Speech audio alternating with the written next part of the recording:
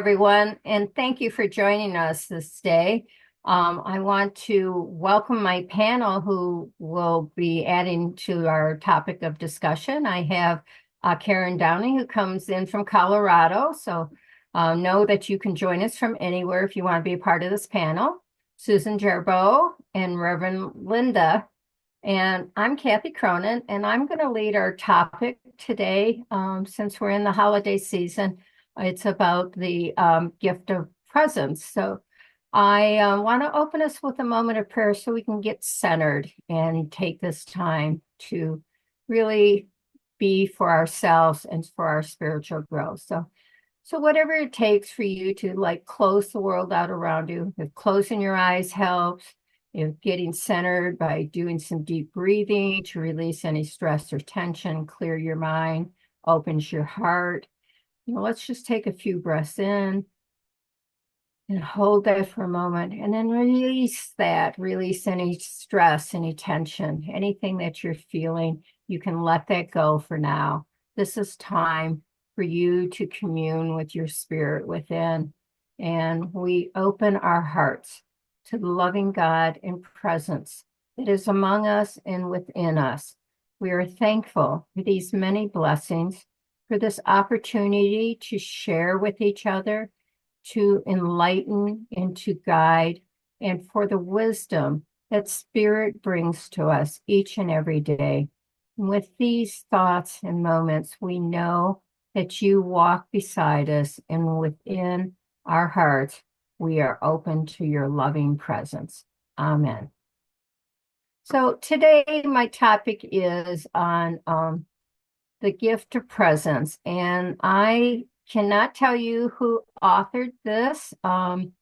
It was shared with me. I am doing I'm doing a book study with atomic habits, and the facilitator shared this with the group. And I thought this was very appropriate with us being in the holiday season to share. And I wanted to talk about it and open it to the panel for their further input on it. So this is called Gift of the Present. We convince ourselves that life will be better after we get married, have a baby, and then another. Then we are frustrated the kids aren't old enough and we'll be more content when they are. After that, we're frustrated we have teenagers to deal with. We will certainly be happy when they are out of that stage and on their own. We tell ourselves our lives will be complete when our spouses get their act together, when we get a nicer car, are able to go on a nice vacation, when we retire. I think all of us have experienced those moments in our lives when we were always looking at life will be better when. The truth is, there's no better time to be happy than right now. If not now, when? Your life will always be filled with challenges. It's best to admit this to yourself and decide to be happy anyway. So, treasure every moment you have, and treasure it more because you shared it with someone special, special enough you want to spend your time with. And remember, time waits for no one. To be happy, stop waiting until you finish school or go until you go back to school. You lose 10 pounds or start working out. You have kids or your kids leave the house. You have the perfect job or start your own business or you retire. You get married, get divorced, or find the right partners. Stop waiting for Friday night, Sunday morning, or start your vacation. You stop waiting for when you get your new car or home. Your car or home is paid off. Stop waiting until spring, summer, fall, or winter. So stop waiting for your ship to come in or your song to be sung, maybe winning the lottery. And stop waiting till you either have a drink or you've sobered up. And most importantly, Stop waiting until you die. Decide there is no better time than right now to be happy. Happiness is a journey, not a destination. Give yourself the gift of being fully present. So, this was the sharing of the gift of present. It's all about how often we put something off because this has to happen first. We take away that gift of that moment, that time we're in, and the present of that moment.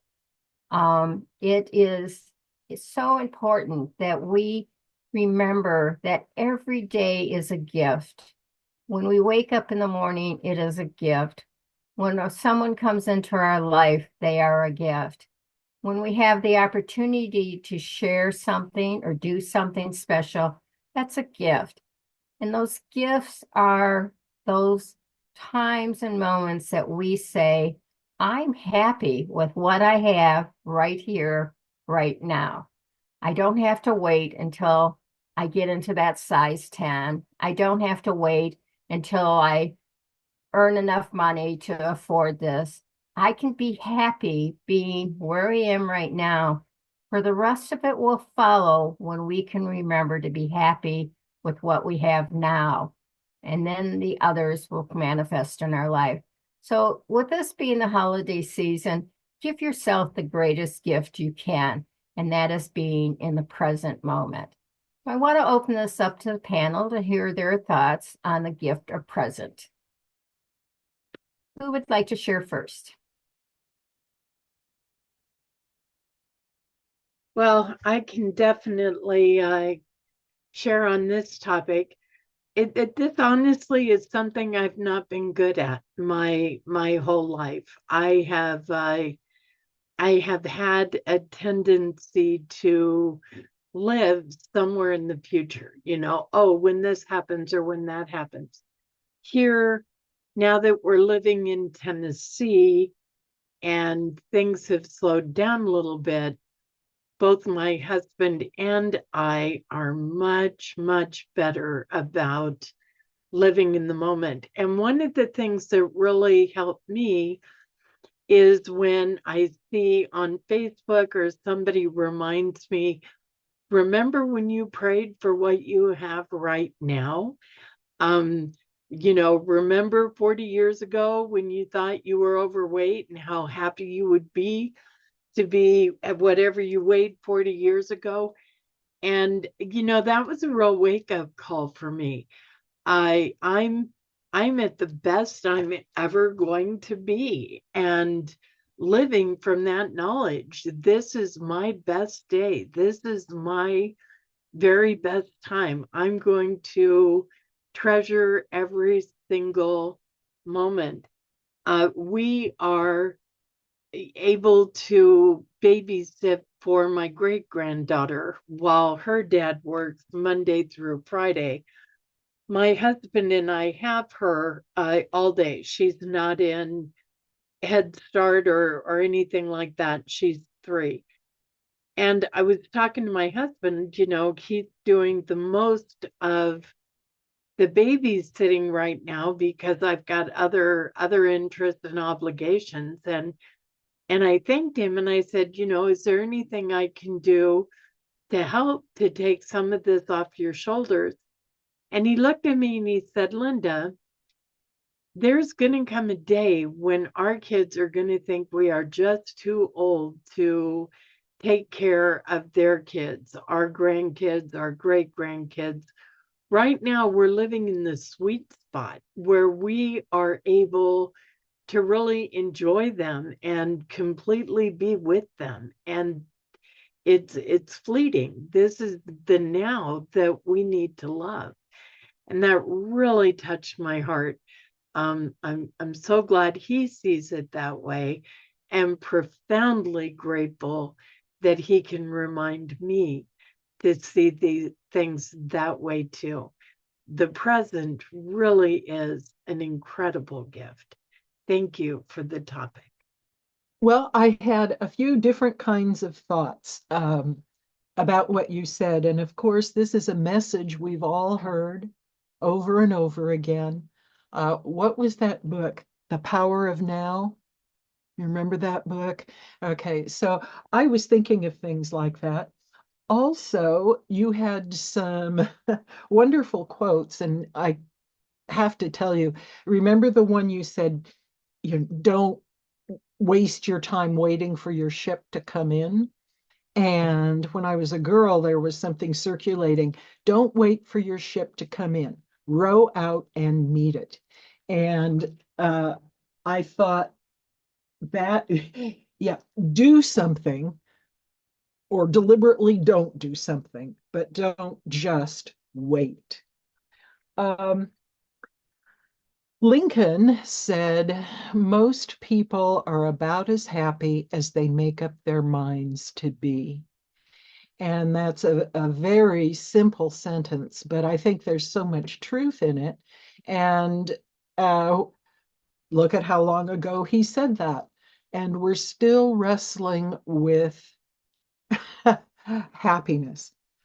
Um, I think that one of the issues we have as Americans is the phrasing life, liberty, and the pursuit of happiness.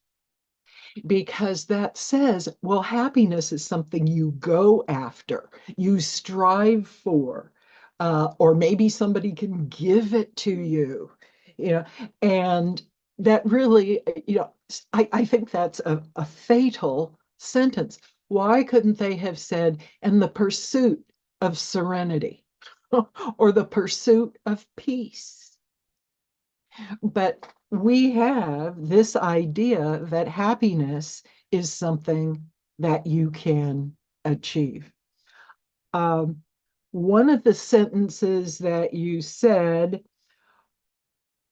is a big problem for me and always has been. You made a reference to having, you want to do something, let's call it X. But before you can do X, you have to do Y. And you end up with this sort of domino effect. I remember when I was writing my dissertation, everything in my life was on hold until I defended my dissertation. And I'm this way with housework. Oh, I need to clean the kitchen floor, but before I do that, I have to dust the cupboards or something. And what happens is I end up not doing anything. So I really appreciated that sentence because that is one of my biggest problems in terms of getting things done. I'm reading a book called Stop Fixing Yourself. And it's a really interesting book. And it says, in terms of happiness, don't strive for it. Don't aim for it. Don't make it a goal. Just be. And so your remarks are dovetailing with something else that I'm reading.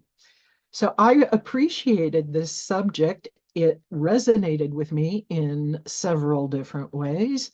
And so I hope you have a happy holiday. Thank you, Susan, for that. Happy holiday next. um, Super good topic. Super the way I've run my life. If I can just get out of this childhood home, everything will be okay. When I just get married, everything is going to be okay. Well, everything was never okay. But it has been a pattern, like you said too, Linda. It's like the next class, the next trip. And when I put that in a little way, well, actually, it's probably not very little. I live in an apartment building, so fortunately, I'm on the ground floor this time. So I don't ever have to get on the elevator. Other times when I've lived here, I've lived on the 11th floor, the 6th floor, the 4th floor, the 2nd floor, and I always have to get on the elevator. So when I'm on the elevator and that door opens and it is that sudden shock, somebody's there, that startle effect. And I always go, I am never where my body is. I'm never where my body is. I'm always someplace else in my mind. And that's a tough one. It's a tough one. Um, Susan, you were talking about the pursuit of it could be happiness or peace. And I was thinking the pursuit of authenticity. I wonder what it would be like if when we started our little life, we could be authentic, cry when we're crying, not be told, you can't do that. You got to think this. The neighbors are listening. Don't talk that way. For God's sake, don't tell them what's going on in our household. And that competitiveness. And I think we talked about this at one of the earlier tapings. It's like being set up for competition, right, wrong, good, bad. It's like it's a setup, the perfect job, making enough money, the bigger house, all of these material things that are going to pass away. So for me right now, it's about the doing my best to be authentic, which might not be popular with someone else or whatever. But I want to do that. I don't want to be thinking about the next thing that I can do. And I also don't want to be having the intention of, when everybody was doing vision boards so that these things would happen. It's like I've changed that one to what is for my highest good, God? What is for my highest good? And then forget about it. And I don't remember which book it was that I was reading many, many years ago. And it was talking about praying and seeing this perfect job and then getting the job. And then a better job that I would have liked more came up. But I was so busy focusing on what I thought I needed to be projecting to, I missed the prize. So usually my prayers are, God, I have not a clue what to do, how to be in the present, how to be in the whatever. Please help. Please help.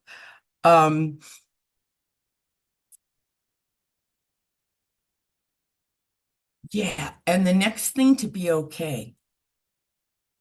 I don't want to be doing the next thing to be okay because I'm okay here where I'm at.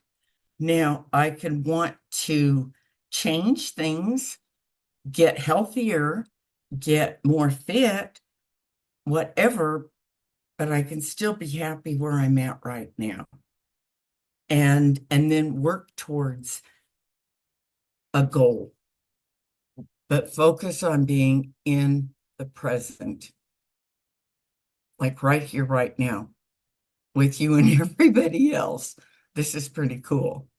So thank you for that awesome, awesome share. Well, thank you, everybody, for your thoughts. Anybody else have anything they want to add? Oh. Yes, just a quick thought. We may indeed do things, or strive for the good job or whatever it is. And one of the, I don't know, keys to happiness, if you want to put it that way, is to be detached from the outcome. And I just wanted to introduce that thought. Well, thank you, Susan. And I want to thank you, Susan, about the fact that, as Americans, it's, part of our things is the pursuit of happiness. And it's always putting that fact that they were striving to find happiness. There's always going to be something, that'll make you happier. And from my own personal story, I battled my weight my whole life from the time I was 6 years old. And at some point in time, it was always, I yo-yoed back and forth. I'd lose weight, start to feel really good about myself, and then I'd gain it back. And then I finally took the drastic measure that, I'm going to find happiness when I get to my size 10. And so I went through the drastic measure of having the gastric bypass surgery. It's altered my body. It's altered the way, I can digest food and handle food. I dropped 140 pounds. And it was like I was so close to that size 10, but it wasn't me. I looked in the mirror and it wasn't me. I could not see me because I had always had weight on me, and this was not who I was. I wasn't comfortable in this new body. And the whole thing was here was this whole pursuit of being at size 10 just to find out couldn't relate to who I was or what, who was this person? I didn't know how to act or be there. And it was just not comfortable for me. And I have gained a, a lot of that weight back because that's where I was comfortable in knowing me. Now it's a matter of, what I'm pursuing is just having a healthy lifestyle, getting exercise, eating, and whatever the weight is that's to be attached to my body, it's what's there as long as I know I'm doing what's healthy for it. So it's like, I don't need to be little Miss Barbie doll, which, is like, and that, in my generation, that was the whole thing. How many girls died from anorexia because they all wanted that Barbie figure? So there's always that thing. And even for those who may be listening that are dealing with health challenges and that aspect of thinking, well, I'll be happy when I'm over this or whatever. Be happy in the moment. Recognize the treatment that's there for you, the healing that can come to your body, see it healing and just get through that. That'll bring some happiness. And as you bring that inner happiness and peace on what's going through, your body starts to heal, divinely heal within. So whatever challenge you have with that, it's not about, oh, when I'm feeling better, I'll be better. Be there now in the moment and just go from this. I'm whole and healthy and I'm coming to be. So I just wanted to put that in because we talked a lot about our pursuit in material things, and especially, when we're younger and always that's tomorrow, things will be better tomorrow. I'll be happy tomorrow, but it's today and it's this moment and it's the challenge that we may have in this moment. We can find some happiness within ourselves, just knowing that we are blessed, that God is giving a blessing to get us through this and bringing us and blessing us with happiness. The people are there to support us. The love is there around us. So I just want to share that last thought about this before we go on. And I just remember as you go through this holiday season, enjoy every bit of it. Enjoy the lights around you. Enjoy, for those who are in snowy climates, I just think it's so wonderful when you see those lights twinkling underneath that bed of snow. And for those that are in that nice warm climates, that, it's sort of like just being able to get out and walk about and just know that we are here in this present moment. Wherever you are, that is where you are meant to be. And God has put you there for a purpose. He has put those people in your life for a purpose. And that ultimately it is for your highest and happiest days and moments. So I have a little verse that I wanted to close with, a scripture reading that I wanted to read to close this with. So, and this comes from James 1:17. Every good gift and every perfect gift is from above and cometh down from the Father of lights, with whom there is no variation or shadow due to change. With that, I want to say thank you for joining us. Thank you to my panel and your insight.